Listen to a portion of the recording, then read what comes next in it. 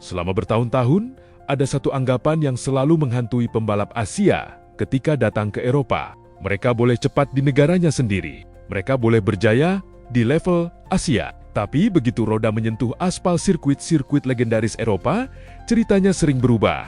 Karena disinilah rumah para pembalap Spanyol, Italia, dan Portugal. Disinilah mereka tumbuh, berlatih, dan mengasah kemampuan sejak kecil. Dan di antara semua lintasan yang terkenal sulit itu, ada satu nama yang selalu membuat pembalap muda harus bekerja ekstra keras. Estoril, sirkuit legendaris di Portugal yang dikenal sangat teknis, penuh jebakan, dan menuntut kesempurnaan. Namun, siapa sangka, di tempat yang selama ini menjadi wilayah kekuasaan pembalap Eropa, justru seorang remaja berusia 16 tahun asal Sleman, Yogyakarta, berhasil membuat lagu Indonesia Raya kembali berkumandang. Namanya Muhammad Kiandra Ramaddipa. Dan apa yang ia lakukan di Estoril bukan sekadar kemenangan biasa. Ini adalah pernyataan besar bahwa Indonesia kini bukan lagi pelengkap di grid balap Eropa. Estoril bukanlah sirkuit yang bisa ditaklukkan hanya dengan keberanian. Lintasan ini memiliki trek lurus hampir 1 km yang memungkinkan motor Moto3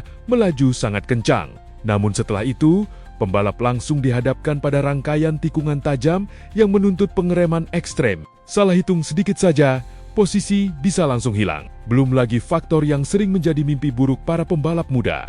Angin dari pesisir Atlantik, hembusan angin di Estoril terkenal sulit ditebak. Arahnya bisa berubah sewaktu-waktu dan memengaruhi kestabilan motor saat melaju dalam kecepatan tinggi. Karena itulah, banyak pembalap membutuhkan waktu bertahun-tahun untuk benar-benar memahami karakter sirkuit ini. Tapi Kiandra melakukan sesuatu yang jauh lebih sulit. Ia datang. Ia beradaptasi. Dan ia menang. Yang membuat kemenangan ini semakin istimewa adalah bagaimana cara Kiandra meraihnya. Ia tidak memulai balapan dari posisi terdepan.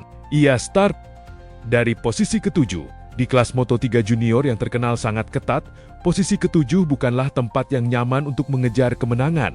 Namun sejak lampu start padam, Kiandra menunjukkan sesuatu yang tidak biasa untuk pembalap seusianya. Ketenangan. Ia tidak terburu-buru menyerang, tidak memaksakan manuver yang berisiko, tidak terpancing duel yang bisa merugikan dirinya sendiri. Lap demi lap, ia jalani dengan sabar. Dari posisi ketujuh, naik ke 5 besar. Kemudian masuk ke 3 besar. Lalu perlahan mulai ikut memimpin rombongan depan. Disinilah mental baja seorang pembalap mulai terlihat. Ketika rival-rivalnya mulai agresif berebut posisi, Kiandra justru tetap tenang. Seolah ia sudah mengetahui bahwa balapan sebenarnya belum dimulai. Karena di Moto3, kemenangan seringkali bukan milik pembalap yang paling cepat, melainkan milik pembalap yang paling cerdas. Dan kecerdasan itu terlihat jelas ketika balapan memasuki lap-lap akhir. Cuaca panas membuat kondisi ban menjadi tantangan besar. Banyak pembalap mulai kehilangan performa karena terlalu memaksa sejak awal lomba. Namun Kiandra berhasil menjaga bannya tetap bekerja optimal. Ia menyimpan tenaga, menyimpan kecepatan, dan menunggu waktu yang tepat untuk menyerang. Saat memasuki 2 lap terakhir, pertarungan berubah menjadi adu strategi. Posisi pertama berganti tangan berkali-kali. Tidak ada yang benar-benar aman. Semua pembalap berusaha mencari celah sekecil apapun untuk merebut kemenangan. Dan di tengah kekacauan itu, Kiandra menunjukkan kualitas yang membuat banyak orang mulai meliriknya sebagai calon bintang masa depan. Ia memanfaatkan slipstream dengan sangat efektif.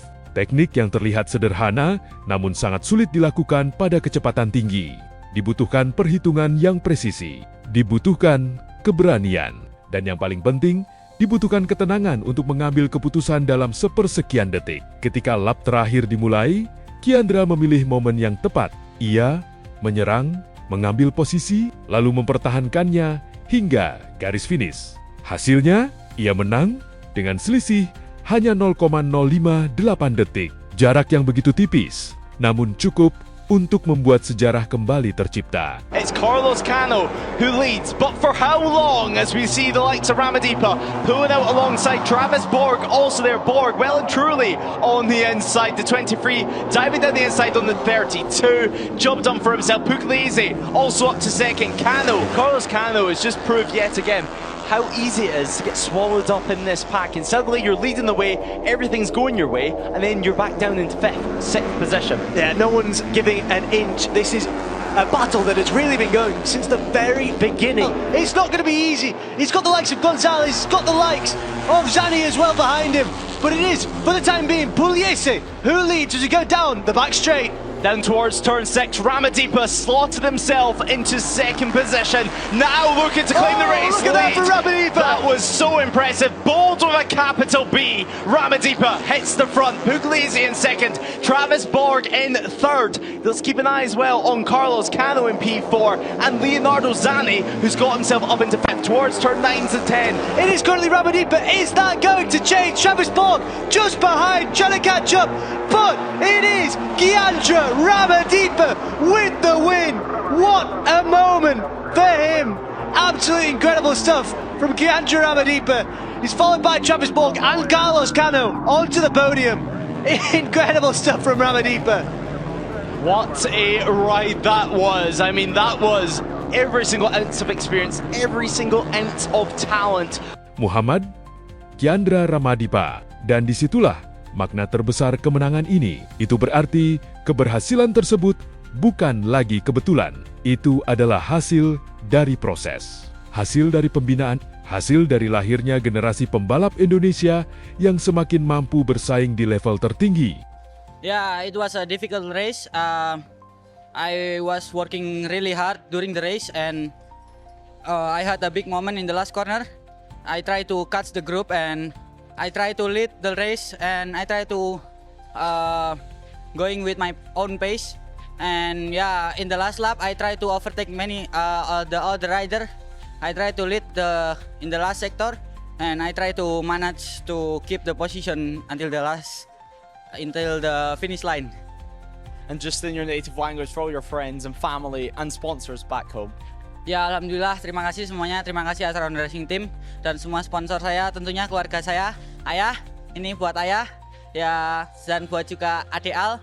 Terima kasih semuanya yang sudah mendukung saya, tentunya bunda, dan ya saya akan terus improving diri saya untuk race selanjutnya di Jerez. Terima kasih.